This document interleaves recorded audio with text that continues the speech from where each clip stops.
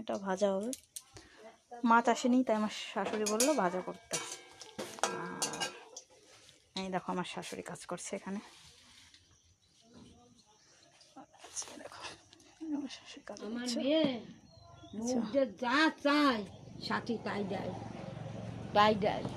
চালগুলো নষ্ট হয়ে গেছে, আমি তুলেছি এই চাল। আচ্ছা এই যে দেখো না, তো শ্বশুরবাড়ির সবাই ভালো, সবাই মোট কথা খুবই ভালো, আমার শাশুড়ি তো আরও ভালো, সবার ভালোবাসা পাচ্ছি, ব্যাস এটুকু। আর আমার বর মশাই দেখো ঘুমিয়ে আছে, দেখো বুঝেছো, শুয়ে আছে।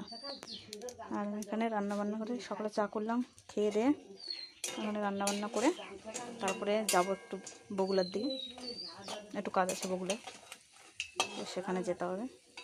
ব্যাস ঘেমে দেখো না কি অবস্থা, জল হয়ে গেছে।